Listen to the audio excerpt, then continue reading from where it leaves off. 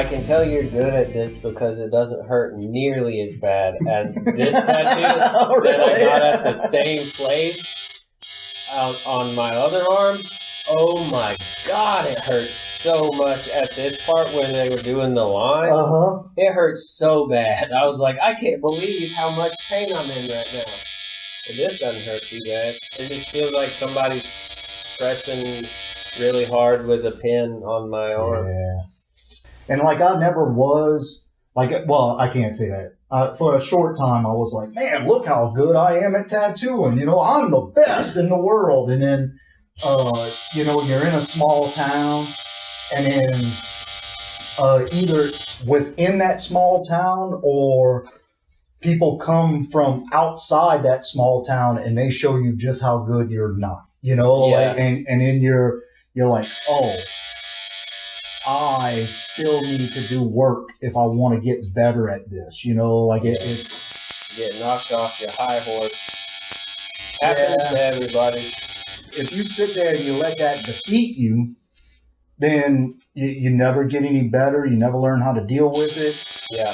Whenever I had that mindset, I definitely recentered myself and was like, okay, I need to take this serious if I want to be good. Is there like terms for? Is there like the way there is in like a? Is there like a journeyman tattooer or something? Master tattooer? Yeah, you'll that? Yeah. So it really depends on what culture you're a part of.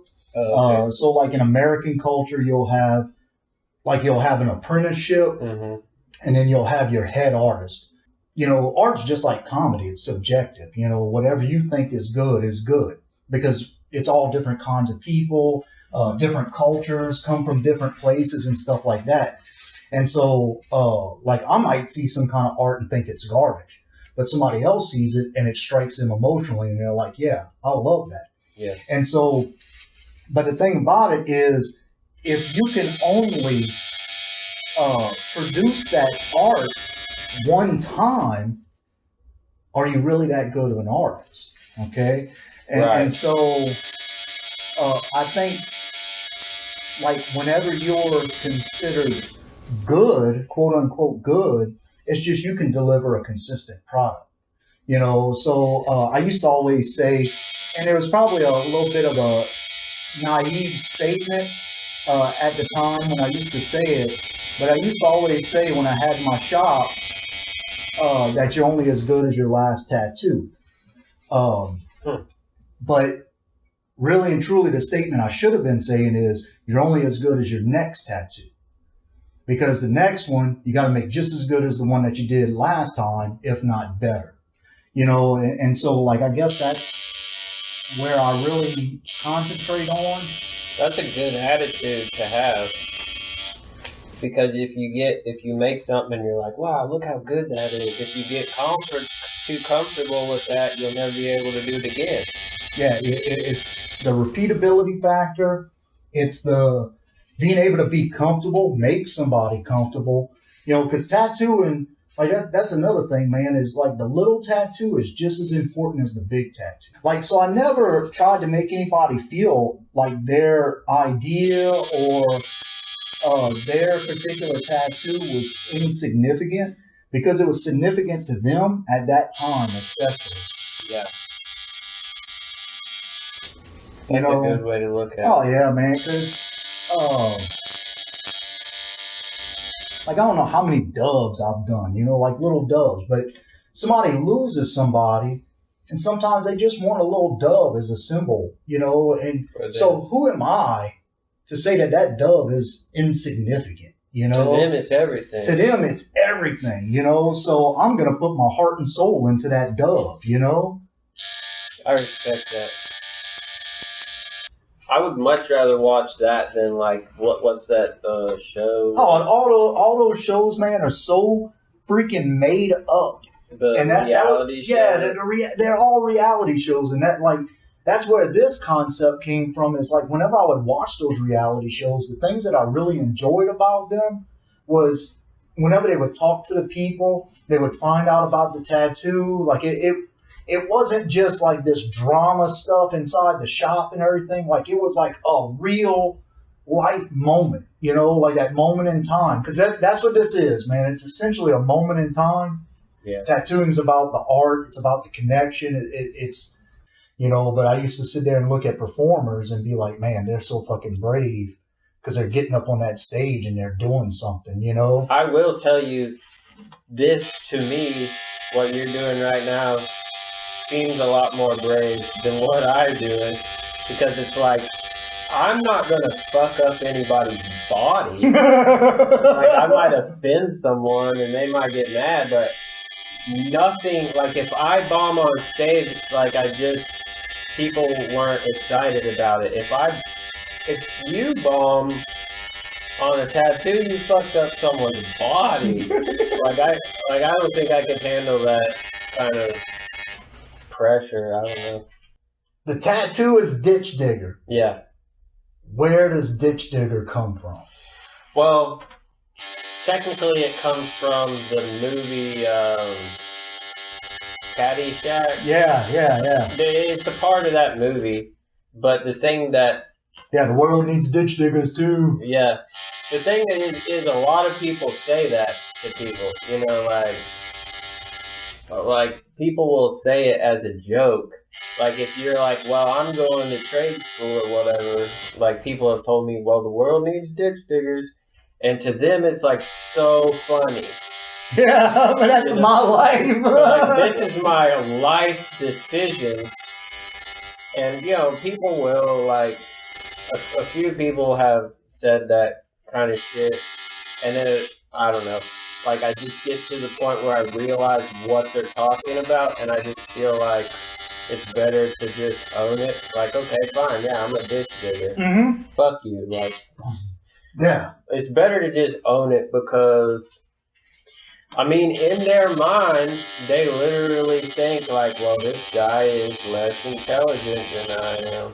That's, like, really what they think. And it's like, well, I'm more badass than you. I don't know. Well, I actually kind of think that we're having a tradesman resurgence because I'm for it. Well, I think we've had so much emphasis put on higher education that now, like, we've kind of backed ourselves into a corner where a lot of the trade jobs are, you just have an audience that really doesn't know how to do it efficiently. You know, like it's just, they sit there and they say they can do it, but really can't. Like, do you still get that nervousness before you get on stage, or not really? No. Not exactly.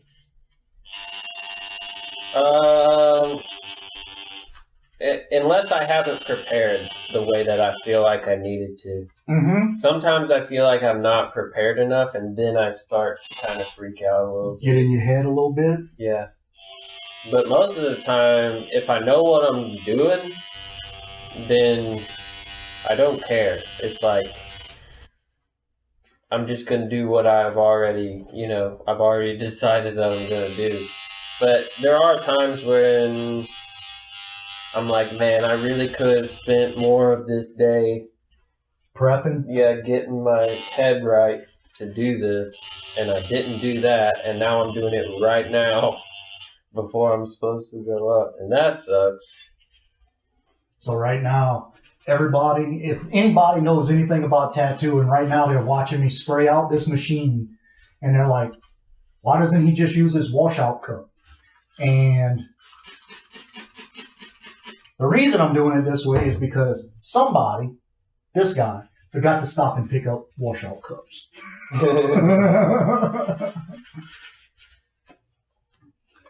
I don't even know what a washout cup is. I would just be washing the ink out right now. And so it's all right. We'll make it through. We're getting close to the end anyway. Cool. So you do a podcast too, huh? Yeah, well, I'm on a podcast every other Thursday called the Oh Now Podcast. So what's that about? Man, I don't know what it's about. It's like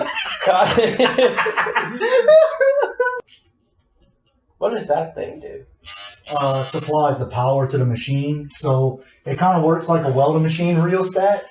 It's basically the same exact concept, man. Like, so old stick Lincoln machine. The speed? Yeah. Like the wire? No, the old machines, like with the big dial in the front. Oh, the amperage? Yeah. So that's got basically a little mini welding machine inside. And it just controls just like a welding machine rheostat. Works exactly the same way. You're welding. Yeah. Sometimes you might be like, this person's got really thick skin. Better crank this bad boy. Got to drill into this one. Oh, hell, dude. Let me go put it in the mirror. Yeah. I can't believe that's on my body, dude. Yeah, man, it looks good. That is so cool. Better take a picture of it right now while it's still juicy. Thanks for letting me be a part of this. Hey, dude, I'm glad you were on it. So tell everybody where you're going to be. Tell everybody your social media, all that stuff. Well, tonight, which... it's too late. You're going to miss tonight. tonight. I don't know where I'm going to be next, honestly. I don't have a lot of bookings. You can...